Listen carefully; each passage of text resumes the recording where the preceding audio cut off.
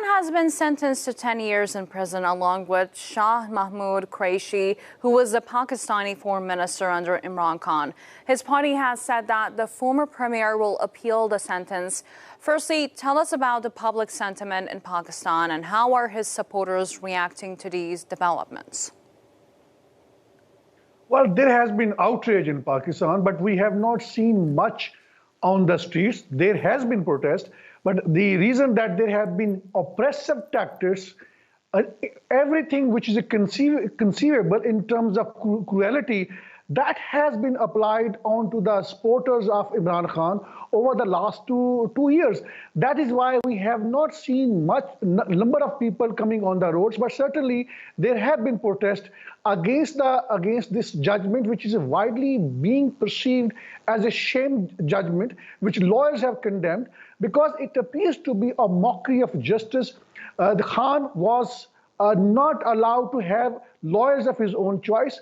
The prosecution side provided the lawyers, and those lawyers were compromised. There were 18 witnesses, and they were not cross-examined. Obviously, the lawyers were not there, and those lawyers who were present there inside the courtroom, inside the jail, they were compromised. So it is a widely being perceived as a shame judgment, but in a bigger picture, essentially what this case is all about. This case is all about that there was a conspiracy hatched by the Americans in league with the Pakistan's military generals, the previous military chief who has retired, and as a result of which Imran Khan's government was dislodged in early 2022. So, and interestingly, this diplomatic cable included conversation between Pakistani diplomat and the US diplomat, and the US diplomat said that if Imran Khan is not removed from power, Pakistan will have to face the consequences. Reason being apparently is that Khan had met the Russian president Putin on a day when he started a military operation, a war against Ukraine. I think that was the reason, part of the reason that the Americans were unhappy, and also Americans were unhappy that he refused to provide military bases to the Americans to carry out attack inside Afghanistan. And because of combination of these factors, American diplomat dared to say these things to Pakistani diplomat, which were communicated to the government of Pakistan. And Imran Khan, the then Prime Minister, made it public. Now, from Pakistan's military's perspective, it is a high treason. It doesn't make sense because Khan was making public a conspiracy hatched by the Americans. And then there was a National Security Committee meeting, which also found that based on this conversation, it is against Pakistan's sovereignty. And the American ambassador was summoned. So I don't understand that something which was a high treason on the part of those military officials who were involved in league with the Americans, how can Imran Khan can be prosecuted and then convicted on treason charges? It doesn't make sense. And under the Constitution of Pakistan, of which Imran Khan had taken oath, and the oath clearly states that a Prime Minister of Pakistan can make anything public which is in the interest of the public. So since it was a conspiracy, Imran Khan made it a public, and now he shamelessly he has been prosecuted on those charges. It has to be the other way around, and I think people now perceive all these brutal tactics applied allegedly by the intelligence agencies, sometimes directly and sometimes through police. They perceive it that it is the military which has been dictating its terms to the judges, to the courts, and to the police, and the military simply doesn't want Imran Khan to return to power. Now, Javed, how do you see the role of military in political victimization of Khan and his party? Well, the military journals, particularly country's army chief, has been at the heart of the allegations, going by what Imran Khan himself blamed him in one of his media interaction, that the army chief considered him as his enemy. I think there is also a kind of a personal problem between Imran Khan and the army chief when he was the head of the intelligence agency known as ISI. Imran Khan had sacked him. And I think it was unfair on the part of Imran Khan to sack him because the then head of the ISI was simply pointing out that there was serious corruption charges against his wife and other people close to him. So Imran, I think the military general has not forgotten the humiliation that he suffered at the hands of Imran Khan. And then there were other factors. The then Prime Minister Shehbaz Sharif and his brother Nawaz Sharif, who was in exile then, they picked up a military general who was against Imran Khan. Now it is a combination of those factors. The Americans, they are against Imran Khan. The mainstream political parties, others are against him. And the military, few military generals, certainly not the whole military, they are against him. And that is why that we have seen a large-scale crackdown against the party. His senior members of the parties were forced to denounce Imran Khan. And then you may recall that there was also an attack on the military installations. Military blames that the workers of the opposition parties, they attacked the military installations. And my understanding is that it's a combination of many factors that intelligence agencies also created condition where the supporters of Imran Khan attacked military installations, and they created a condition where they could have trapped them, and they successfully trapped them, and many of them were prosecuted. But I think in a bigger picture, Imran Khan remains the most popular political figure in Pakistan. If there are free and fair elections, there is a possibility that his party can win with a 2/3 majority. Now, Pakistan's top court, the Supreme Court, going by the allegation, the top judge allegedly in league with the military generals and intelligence officials, he disfranchised his political party known as Pakistan Tehreek-e-Insaf because he read the constitution of the party and said that since there were no party elections, so the party has no right to get a typical symbol to contest elections. Now, all the candidates of Imran Khan's party, they are contesting as an independent candidates. Nonetheless, there is a stronger possibility that they will make their presence felt, and their winning election cannot be ruled out. But again, there is also a threat, a fear going by the track record that the military and intelligence outfits, they can possibly kidnap these, if they are elected as members of the National Assembly, they can possibly be kidnapped, their family members could be kidnapped, and they can force once again to change their loyalties. But my understanding is that most of the candidates who are contesting on the behalf of Imran Khan, they are loyal to him, and a large number of them are likely to win. And then the only option left with the military, going by the track record, the intelligence network, the civilian administrations, they have been stuffing the ballot boxes, changing the ballot boxes, invalidating the ballot papers with the multiple stamps. They have many tactics. But this time around, it seems the younger population is with Imran Khan, and they know these tactics would be applied. They would be on the polling stations.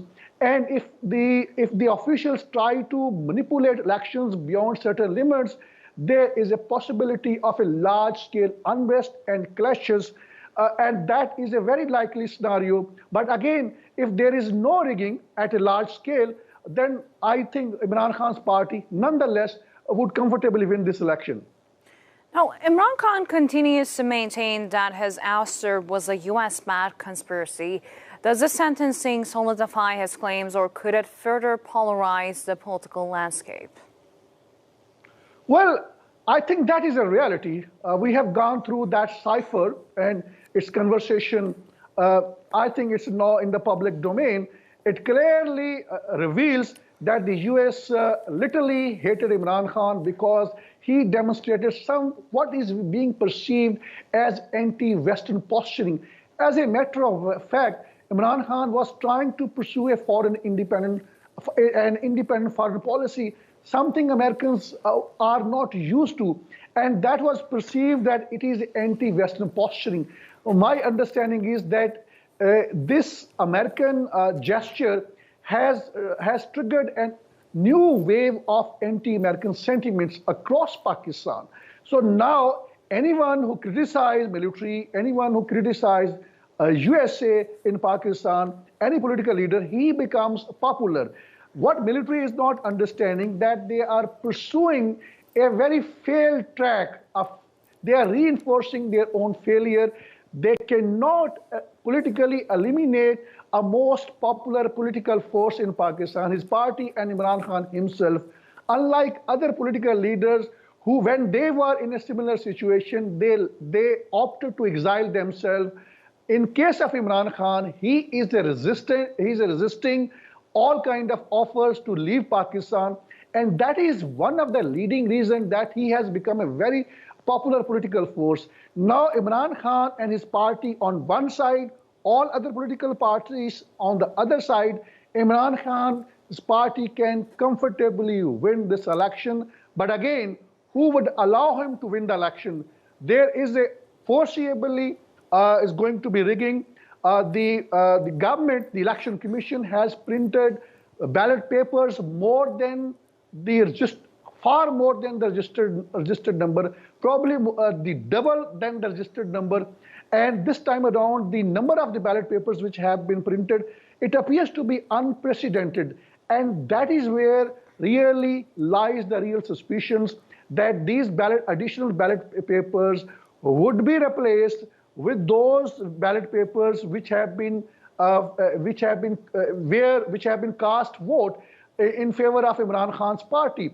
So in a broader picture, I think if the common sense does not prevail, if the rigging, if alleged rigging plan continues to be put in place on the election day, then there would be again a large-scale unrest in Pakistan, and that does not bode well for Pakistan's political landscape. That does not bode well for Pakistan's military, which consider itself as a guardian of Pakistan. But at the same time, I think military's overgrown role in the politics, in handling judges, handling courts, handling the governments and politicians, I think it has brought a very bad name for the military.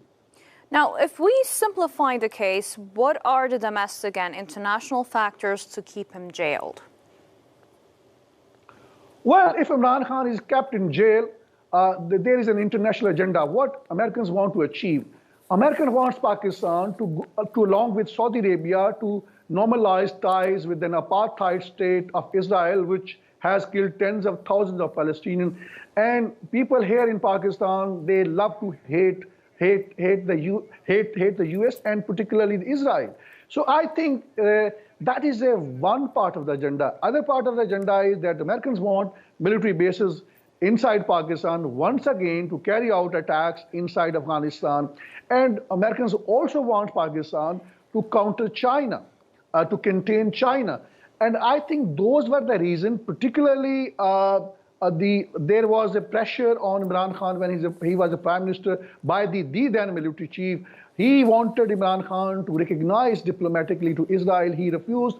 Then Americans also want Pakistan to also accept Kashmir as a fait accompli. Let India keep it annexed. Don't make hue and cry.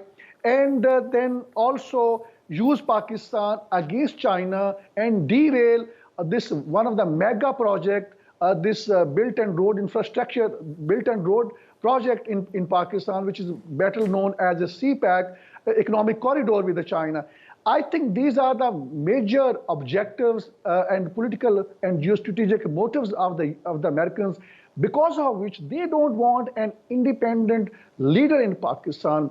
And there is a book known as No Exit from Pakistan. It's written by an American author.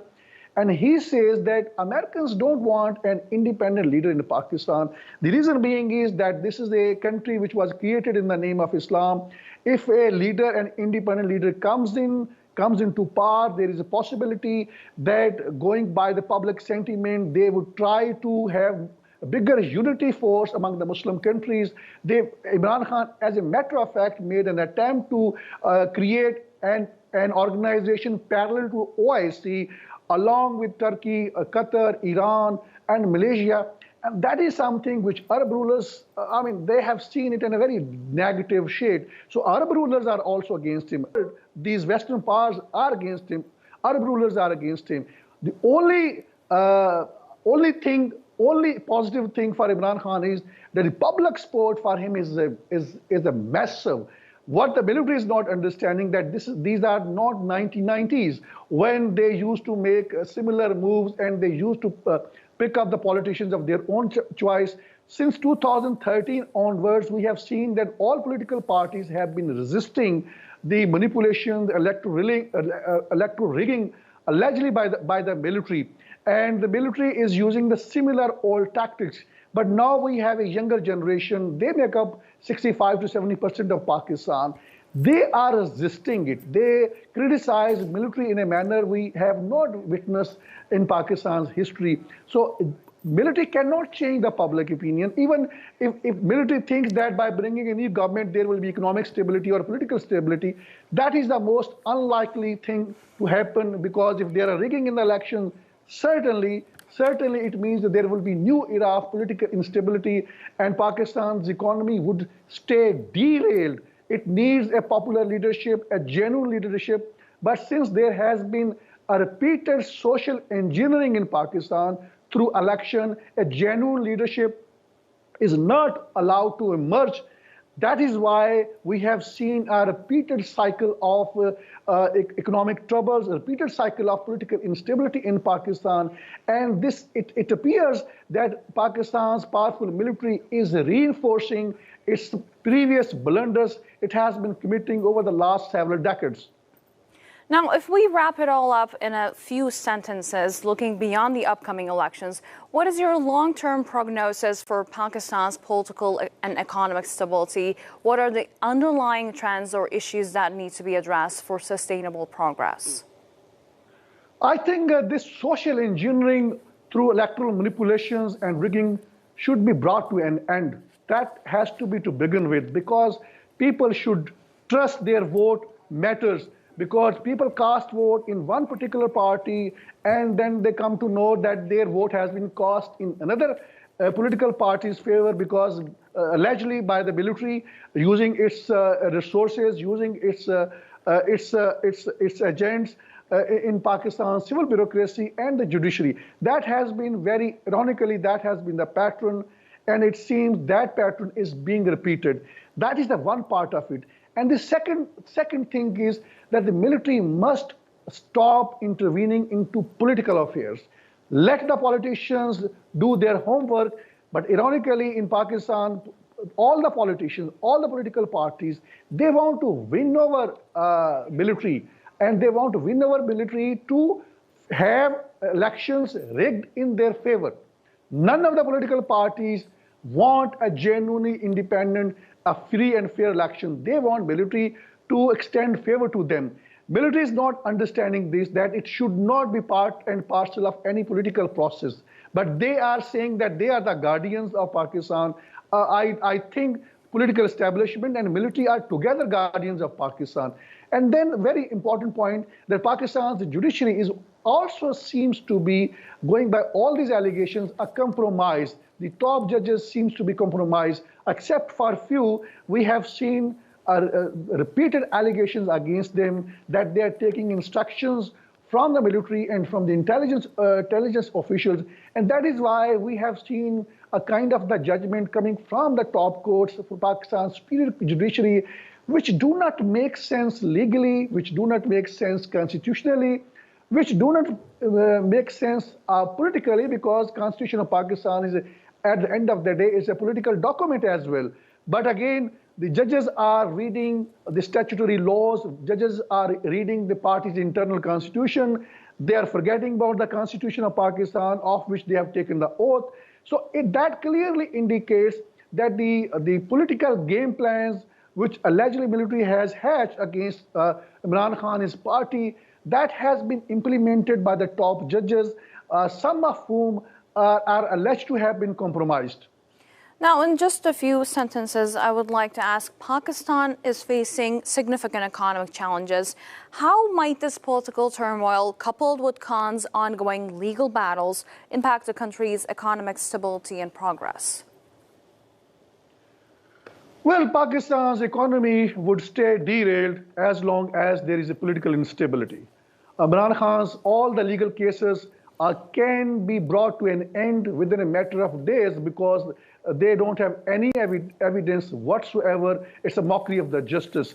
I think to begin with, military will have to step back and let the judiciary to work independently, allowing the judges and the courts to decide on the basis of law, on the basis of evidence, not taking instructions from anyone.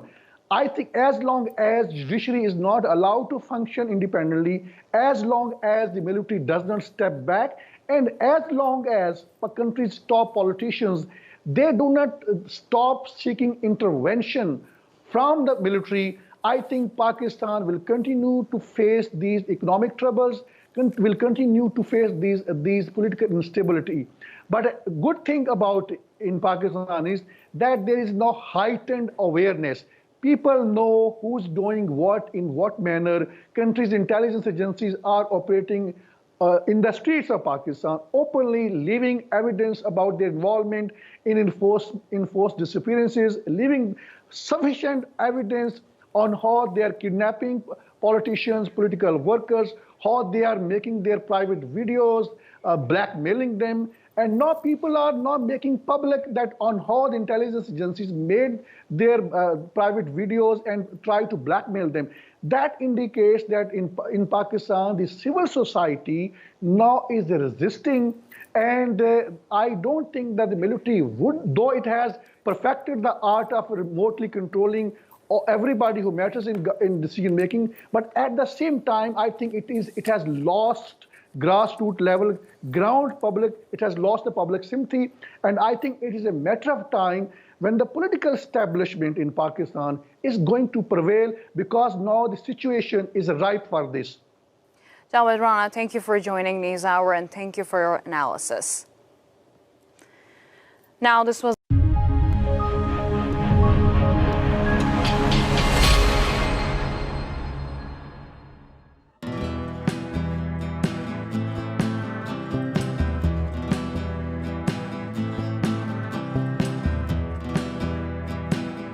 the growing tide of anti-Israel sentiments. What you see behind me is just tip of the iceberg of what is happening in the country. More than half of $52 billion black CIA budget is spent on espionage network in Pakistan. How would you handle it?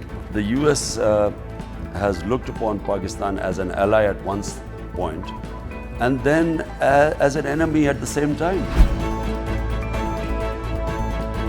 That is going to be the first legal reason on the basis of which he is going to be instantly ousted by the Supreme Court of Pakistan. Joining us live, Javed Rana, who's an expert on politics and geostrategic issues.